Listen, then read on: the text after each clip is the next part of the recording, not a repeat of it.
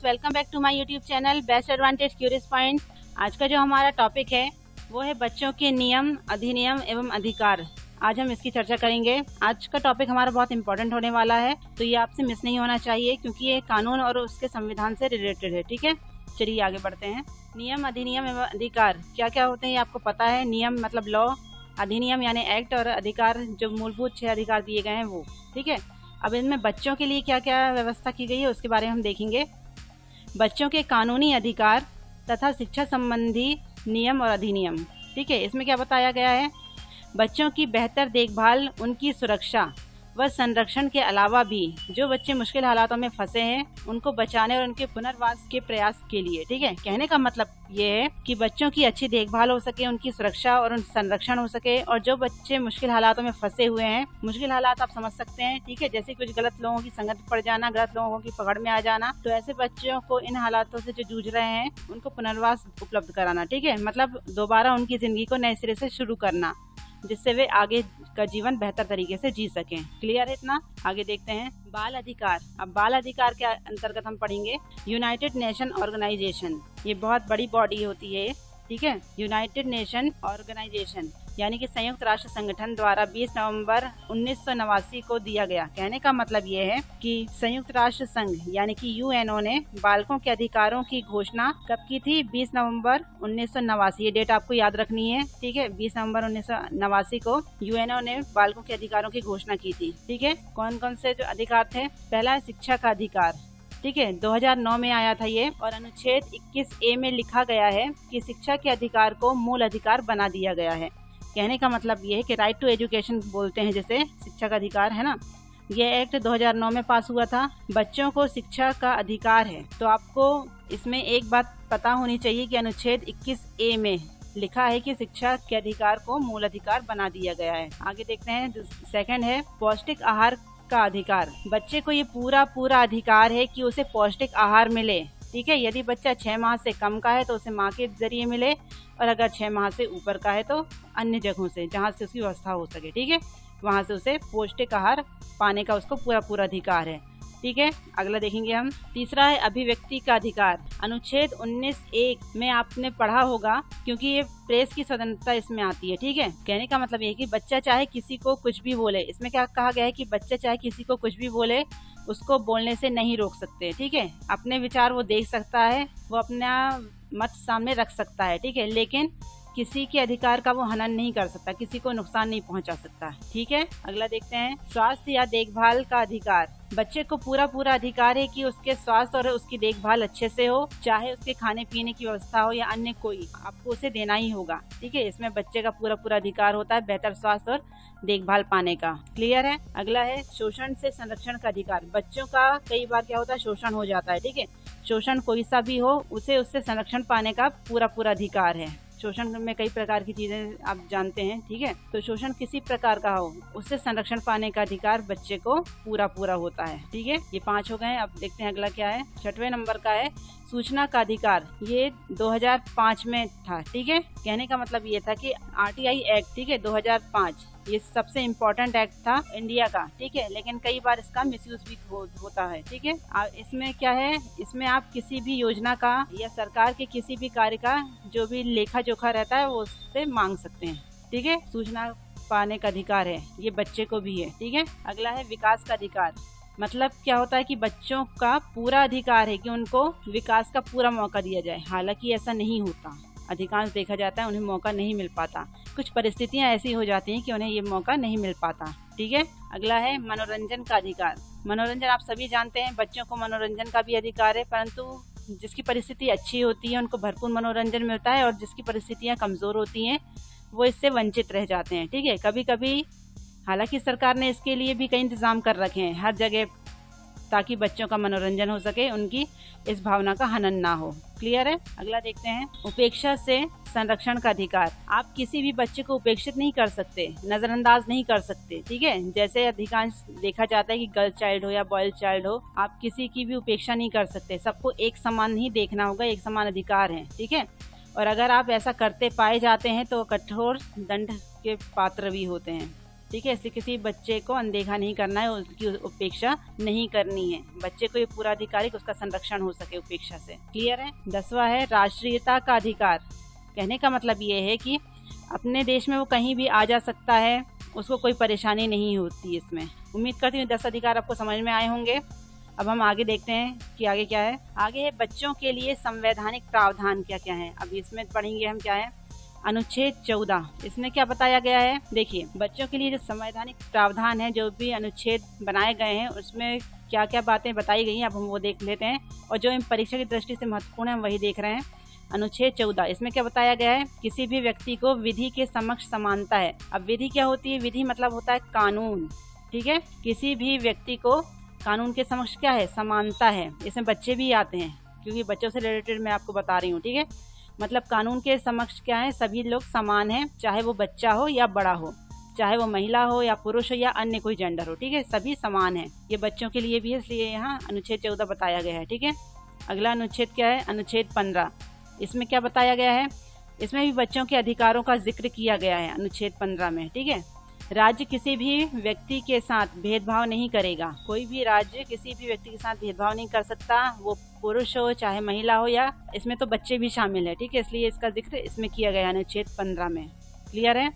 आगे देखते हैं अनुच्छेद 17। ये बहुत इंपॉर्टेंट है और काफी डिफिकल्ट वाला भी है। अस्पृश्यता, इसका मतलब क्या होता है। अस्पृश्यता आपने सुना होगा छुआछूत। छुआछूत शब्द से हम सभी वाकिफ हैं, क्या होता है। ठीक है। अस्पृश्यता का अंत होना चाहिए, छुआछूत की भावना का अंत होना चाहिए। ठीक है। इसमें SC/ST एक्ट 1989 भी लाया गया था, ये भी आपको क्लियर होना चाहिए। ठीक है। अनुच्छेद 17 में ये क्या कहते हैं, छुआछूत। ये शब्द तो आप भली भांति इससे परिचित होंगे। छुआछूत की भावना का हमें अंत करना चाहिए। ठीक है। अस्पृश्यता का अंत होना चाहिए। क्लियर है। इसमें अनुच्छेद 17 में छुआछूत की भावना का अंत होना चाहिए। अगला है अनुच्छेद 21। इसमें क्या बताया गया है। जीवन व उसकी व्यक्तिगत स्वतंत्रता से वंचित नहीं किया जा सकता। किसी को भी उसके जीवन की स्वतंत्रता से वंचित नहीं कर सकते हम। मतलब आप किसी से जीवन जीने का अधिकार को नहीं छीन सकते हो। कहने का मतलब ये है कि आप किसी से भी जीवन जीने का जो अधिकार है उसे वो आप उससे नहीं छीन सकते हो। अब देखिए, आपको इमरजेंसी का टाइम याद होगा। ठीक है। या आपने सुना होगा इंदिरा गांधी जी के समय जो इमरजेंसी लगी थी ना, उसके बारे में बात कर रही हूँ मैं। तो उस इमरजेंसी में क्या है, बाकी के सारे मूल अधिकार सभी से छीन लिए गए थे। केवल 2 ही अधिकार ऐसे थे जो बचे थे। कौन कौन से थे वो, अनुच्छेद 20 और 21। क्यों नहीं छीन पाए थे ये, क्योंकि ये जीवन जीने के अधिकार में आते हैं। क्लियर है इतना। आगे देखते हैं अनुच्छेद 21 का। इसमें क्या बताया गया है। राज्य क्या कर सकता है, 6 से 14 वर्ष के सभी बच्चों को निःशुल्क एवं अनिवार्य शिक्षा प्रदान करेगा। अब ये मूल अधिकार बन चुका है। ठीक है। इससे एक आपका एक क्वेश्चन बन सकता है। क्या क्वेश्चन बन सकता है, इससे आपका ये क्वेश्चन बन सकता है कि 6 से 14 वर्ष के बच्चों को निःशुल्क अनिवार्य शिक्षा कौन से अनुच्छेद में प्रदान की गई थी। ठीक है।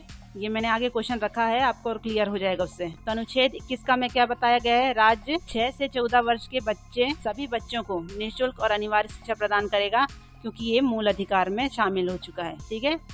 अगला देखते हैं कौन सा अनुच्छेद है। अनुच्छेद 23। इसमें बताया गया है कि बालकों का अनैतिक व्यापार, ठीक है, और बलपूर्वक श्रम कराना दंडनीय अपराध है। कहने का मतलब ये है कि बालकों का जो अनैतिक व्यापार है, उनसे बलपूर्वक कोई काम करवाना है, ये सब क्या है, उसमें दंडनीय अपराध बताया गया है अनुच्छेद 23 में। याद रखिएगा, उनसे जबरदस्ती काम नहीं करा सकते आप, लेकिन कभी कभार कंडीशन ऐसी हो जाती है कि घर चलाना किसी के लिए मुश्किल हो जाता है। ठीक है। तो बच्चों को छोटे मोटे काम कर सकता है, वो ऐसी छूट दी गई है। ठीक है। जिससे घर उसका चलता रहे। लेकिन वो कहाँ काम नहीं कर सकता, बड़ी बड़ी जगहों पर जहाँ अधिकांश उसका बल ज्यादा पारिश्रमिक लगे। ठीक है। ज्यादा श्रम उसको जरूरत से ज्यादा कराया जाए। ठीक है। क्लियर है इतना। आगे है कौन सा अनुच्छेद है, अनुच्छेद 24। इसमें क्या बताया गया है। इसमें बताया गया है कि 14 वर्ष से जो कम उम्र के किसी भी बच्चे को कारखाने या खदान या अन्य जोखिमों वाले काम नहीं करा सकते। इससे भी आपका क्वेश्चन बन सकता है कि कौन से अनुच्छेद में बच्चों से कारखाने या अन्य जोखिम भरे काम नहीं करा सकते। तो ये है अनुच्छेद 24। ये मैंने क्वेश्चन रखा हुआ है, इसलिए आपको एक एक पॉइंट आपको बहुत अच्छे से याद रखना है। ये अनुच्छेद आपको विस्तार समेत याद रखना है। ठीक है। किसमें क्या बताया गया है, क्योंकि इसमें हम कुछ नहीं कर सकते, ये तो आपको याद करना ही पड़ेगा। ठीक है। अनुच्छेद में कोई चेंजेस नहीं है, क्योंकि इससे क्वेश्चन आएंगे ही आपके। क्लियर है। आगे है अनुच्छेद 45। इसमें क्या बताया गया है। राज्य सभी बच्चों को, ठीक है, जिनकी उम्र 6 वर्ष की आयु तक ही हो, ठीक है, 6 वर्ष से कम की हो, मतलब कि उनको क्या क्या प्राप्त है, प्रारंभिक और बाल्यावस्था में देखभाल और शिक्षा, ये का अधिकार है, ये बताया गया है। ठीक है, 6 वर्ष तक की जो आयु के बच्चे हैं उनको प्रारंभिक और बाल्यावस्था में उनकी देखभाल की जाएगी, शिक्षा देगा राज्य। ठीक है, ये बताया गया है अनुच्छेद 45 में। आगे है अनुच्छेद 243। इसमें क्या बताया गया है? इसमें बताया गया है कि पंचायतों को बालकों के लिए शिक्षा, स्वास्थ्य आदि की सुविधा उपलब्ध करानी होगी। यहाँ से भी क्वेश्चन बन सकता है कि पंचायतों ने बालकों की सुविधा के लिए किस अनुच्छेद में बताया गया है, तो यह है 243। ठीक है, क्लियर है इतना? आगे देखते हैं क्या है। आगे है अब कानूनी प्रावधान।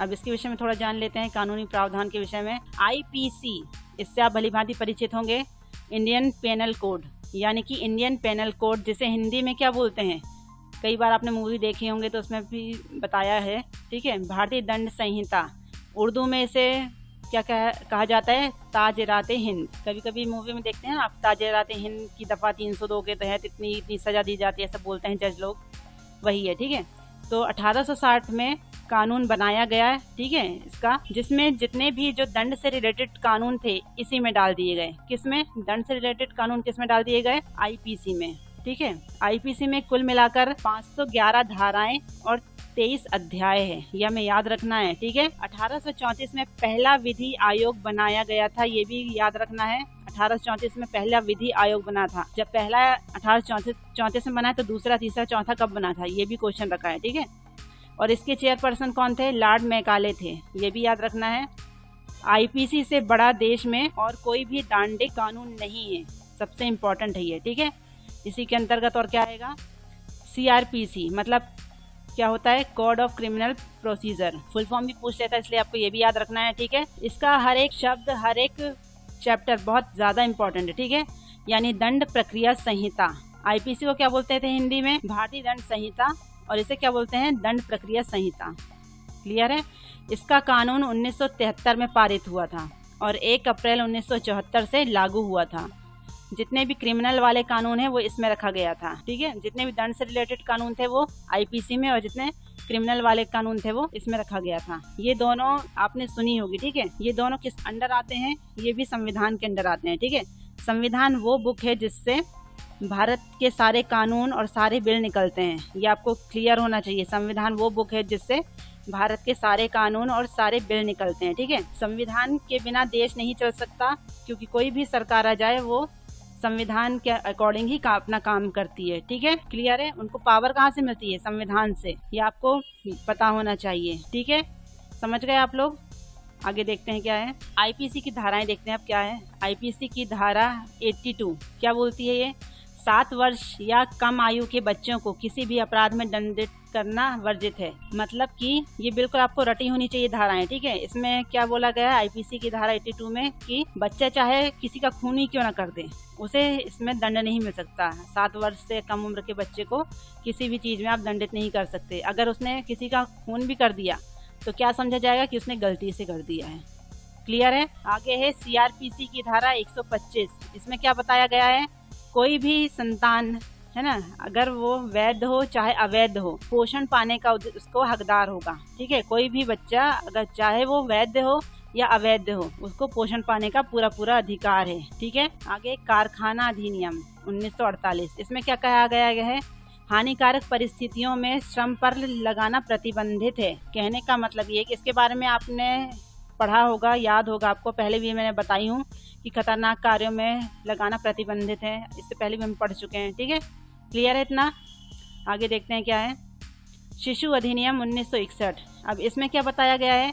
बच्चों को श्रम साध्य व खतरनाक कार्यों में सेवा कराने पर ये भी मैं पहले बता चुकी हूँ कि बच्चों को अधिक परिश्रम कराना, खतरनाक कार्यों में लगाना प्रतिबंधित है। ये किसमें बताया गया है? शिशु अधिनियम 1961 में भी बताया गया है। क्लियर है इतना? अगला है किशोर न्याय अधिनियम 1986।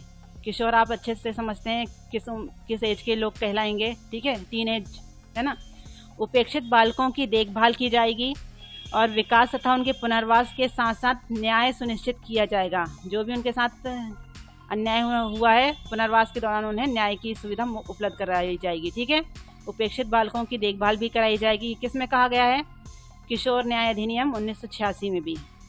क्लियर है? तो फ्रेंड्स, ये थे थ्योरी, ज़्यादा थ्योरी नहीं है इसकी, कुछ जो इम्पोर्टेंट थी हमने वही लेकर आए हैं आप लोगों के लिए, क्योंकि इससे आपके क्वेश्चन बनेंगे। तो ये सारी चीज़ें आपको आपको याद करनी ही पड़ेगी, क्योंकि इसमें रट्टा मारने की जरूरत पड़ सकती है। ठीक है, इसमें ये नहीं कर सकते कि ये हम में से छोड़ दें तो ये नहीं आएगा, नहीं, ये सब आ सकता है। ठीक है, अब हम कुछ क्वेश्चन देख लेते हैं।